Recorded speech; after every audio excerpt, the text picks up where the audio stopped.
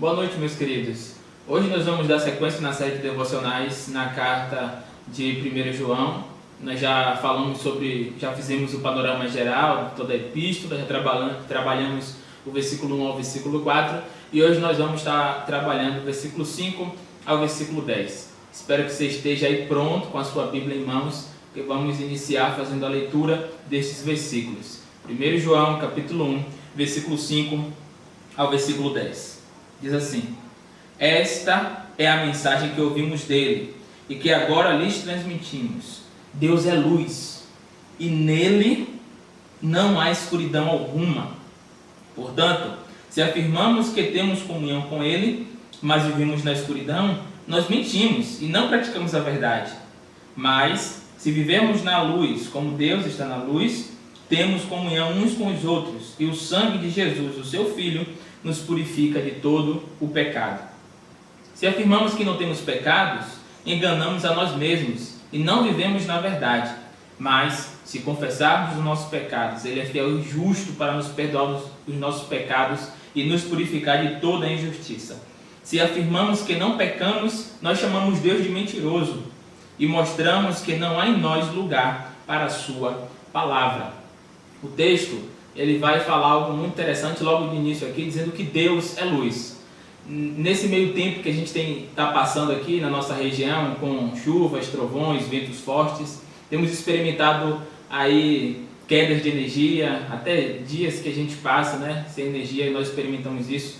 E nenhum de nós gostamos de ficar passando por esses perrengues, sem luz, sem energia elétrica.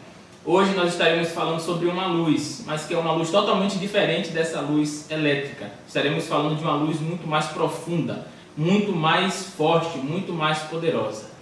Então, se assente aí, se acalme e vamos para mais uma devocional. João inicia esse trecho então dizendo o seguinte, versículo 5.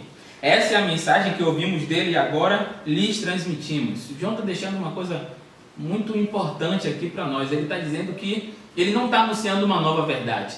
Ele não está anunciando uma nova revelação, uma nova mensagem. Ele está anunciando uma mensagem que recebeu dele. De quem? De Cristo Jesus. E qual é essa mensagem?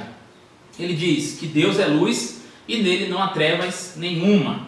A luz ilumina, a luz alastra, a luz dissipa as trevas. A luz do conhecimento da verdade sempre irá resplandecer sobre as trevas da ignorância. A luz revela a verdade. As trevas nos aprisiona em nossa ignorância.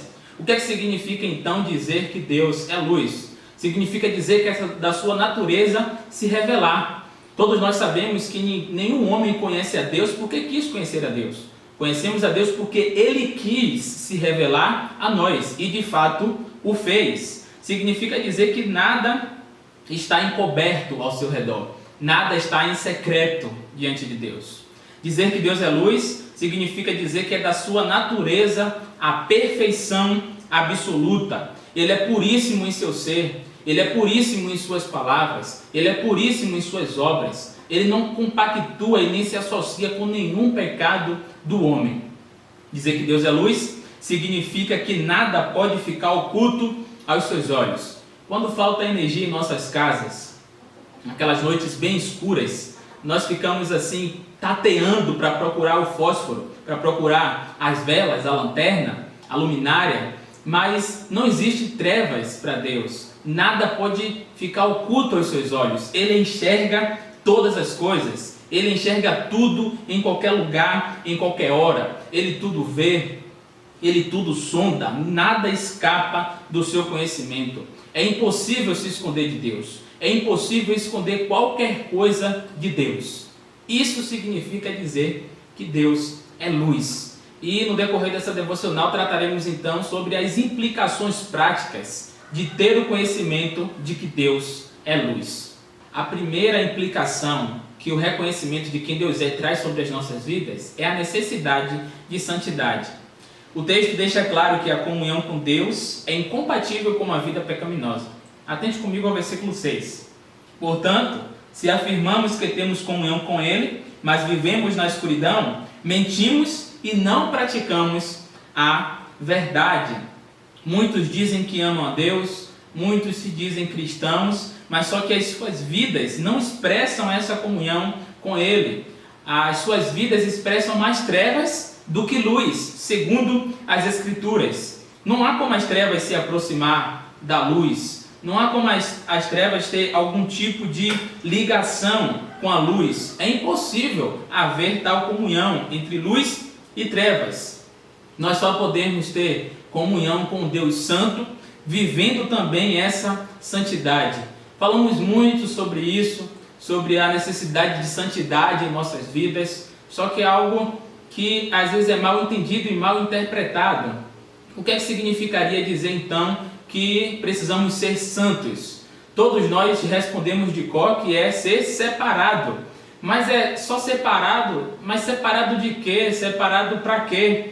Nesse livro aqui, da série 9 Marcas, Conversão, que diz como Deus criou um povo, ele vai falar que ser santo significa ser separado, mas separado para um novo Senhor. Nós somos santos quando nós somos separados para vivermos de acordo com a vontade de um Senhor que é diferente dos senhores que nós nos prostrávamos antes. Então, a nossa vida prática, nas nossas ações, as nossas decisões, as nossas convicções vão revelar quem é o Senhor da nossa vida. E ele diz também que nós somos separados para um novo Senhor, mas também separados para um novo amor.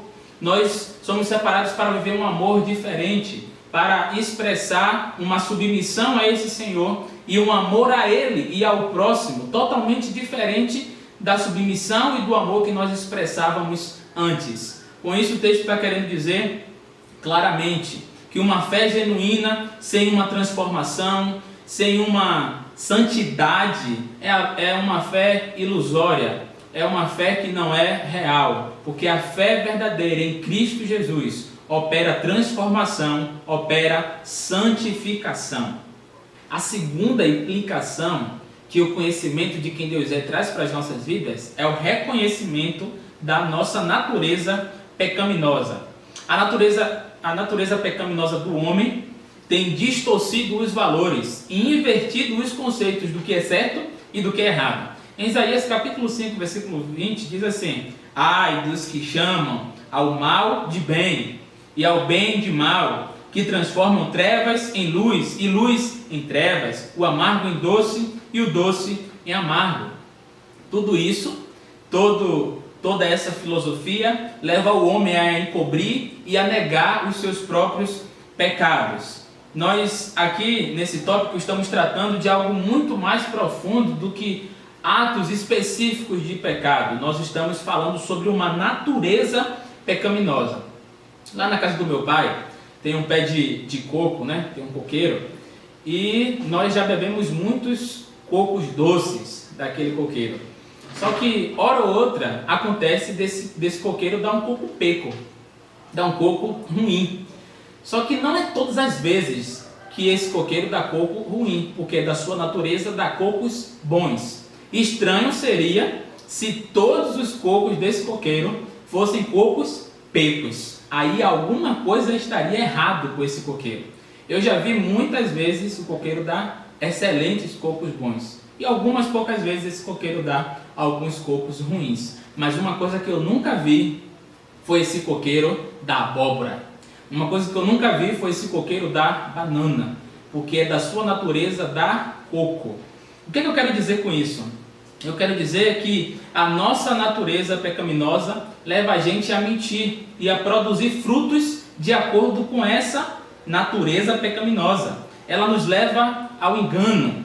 Esse pecado anestesia o nosso coração, insensibiliza a nossa alma, cauteriza a nossa consciência. E aqui eu queria trazer um alerta muito grande, porque infelizmente é possível nós estarmos vivendo em uma vida constante de prática de pecado, ou seja, distantes de Deus, e ainda assim estar com um sentimento agradável, achando que tudo está bem com Deus, mas na verdade não está. E é isso que o homem faz.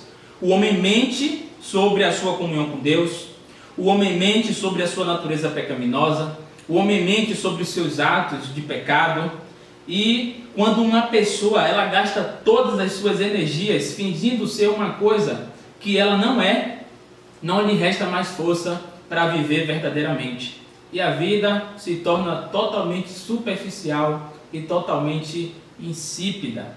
Lá em Provérbios capítulo 28, versículo 13 diz: aquele que encobre as suas transgressões jamais prosperará, mas o que as confessa e deixa alcançará misericórdia. E aqui também em 1 João, capítulo 1, versículo 9, que é o que nós estamos tratando, ele diz que se nós confessarmos os nossos pecados, ele é fiel e justo para nos perdoar os pecados e nos purificar de toda a injustiça.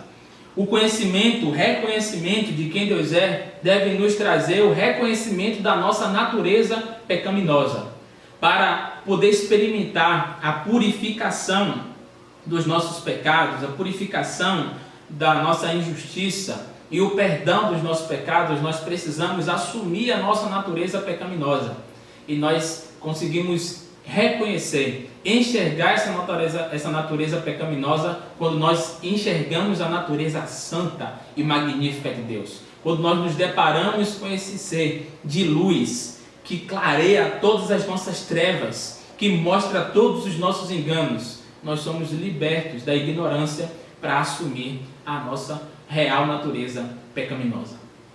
A terceira implicação que o conhecimento de quem Deus é traz para as nossas vidas é o reconhecimento da prática do pecado. Existem muitas pessoas que se acham moralmente corretas, que não se acham pecadoras, que não conseguem enxergar e perceber que precisam de salvação, que precisam de um Salvador. Aqui no versículo 10 de 1 João, no capítulo 1, que é o texto que estamos trabalhando, ele diz: se afirmamos que não pecamos, nós chamamos Deus de mentiroso e mostramos que não há em nós lugar para a sua palavra. Ele está dizendo, se a gente diz que não peca, a gente está chamando Deus de mentiroso, porque olha só o que é que Deus diz na sua palavra. Eclesiastes capítulo 7, versículo 20. Todavia, não há um só justo na terra, ninguém que pratique o bem e nem peque. Lá em Isaías capítulo 64, versículo 6. Nós somos como um impuro, todos nós. Todos os nossos atos de justiça são como trapo imundo, mas nós murchamos como folhas, e como o vento as nossas iniquidades nos levam para longe. Em Romanos 3,10 afirma que não há um justo, nenhum sequer. Em Romanos 3,23 diz que todos pecaram e destituídos estão da glória de Deus. Essa é a verdade de Deus em sua palavra sobre nós, que todos pecaram. E se nós afirmamos que não pecamos, nós estamos chamando Deus de mentiroso. E João ainda diz mais: se nós afirmamos que não pecamos, nós estamos dizendo que não existe em nós lugar para a palavra de Deus. Ou seja, negar a realidade do nosso pecado é ir contra tudo aquilo que Deus declara em sua palavra. Negar a realidade do pecado é negar que nós precisamos de ajuda, é negar que nós estamos perecendo, é negar que nós estamos morrendo eternamente por causa do pecado que habita em nossos corações. Negar a realidade do pecado é negar o poder de Deus para nos livrar desse pecado. Negar a realidade do pecado é dizer que eu sou suficiente e que eu não preciso de Deus. Diante dessas implicações, da necessidade de santidade, de reconhecer a nossa natureza pecaminosa, reconhecer os nossos atos de pecado, como é que nós podemos então ter comunhão com Deus que é luz, com Deus que é extremamente santo e puríssimo? O verdadeiro cristão não é aquele que esconde os seus pecados, e também não é aquele que busca justificá-lo com as suas próprias obras, mas é aquele que confessa os seus pecados a Deus para receber perdão e para receber purificação, que não vem dele. O pecado ele é maligno, o pecado são as trevas, mas Deus é luz. E é justamente o pecado que faz separação entre nós e Deus. Isaías 59:2 diz: mas as vossas iniquidades fazem separação entre vós e o vosso Deus, e os vossos pecados escondem o seu rosto de vós, de modo que não os ouve. A condição então para o homem ter comunhão com Deus é reconhecer os seus pecados, confessá-los, se arrepender deles e crer em Cristo. Em vez de negar os nossos pecados, nós devemos admitir a nossa culpa e confessá-los diante de Deus.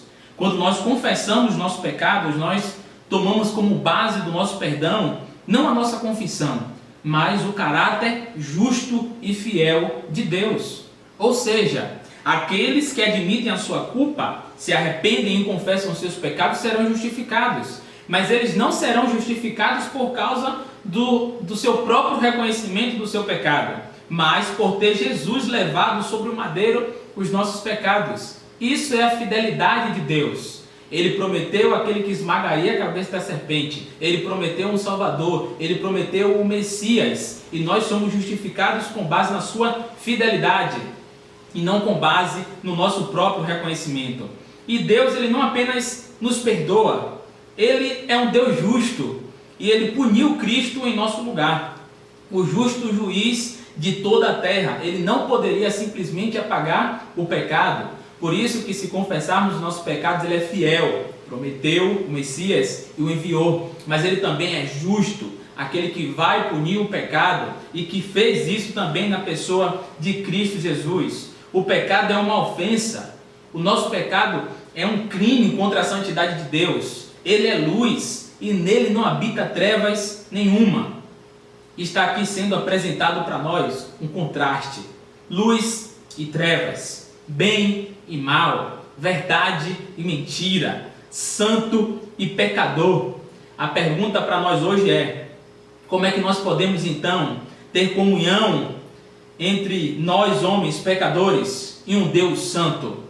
A resposta não é uma resposta qualquer, é uma pessoa. A resposta é Cristo Jesus, é a cruz, é a sua morte e a sua ressurreição. A resposta é a morte e a ressurreição do cabeça da humanidade, aquele que foi um substituto perfeito e sem pecado. Gostaria de encerrar com o texto de 2 Coríntios capítulo 5, versículo 21, que diz: aquele que não tinha pecado, Deus fez um sacrifício pelo pecado em nosso favor, para que nele fôssemos feitos justiça de Deus. Quão maravilhoso é saber que essa comunhão com Deus que todo homem pode desfrutar hoje é por meio desse sacrifício perfeito de Cristo Jesus. Mas esse sacrifício nos leva a uma necessidade real de vida em santidade, de uma vida separada para um novo Senhor e separado para um novo amor. Que essa verdade transforme os nossos corações para o louvor da glória de Deus.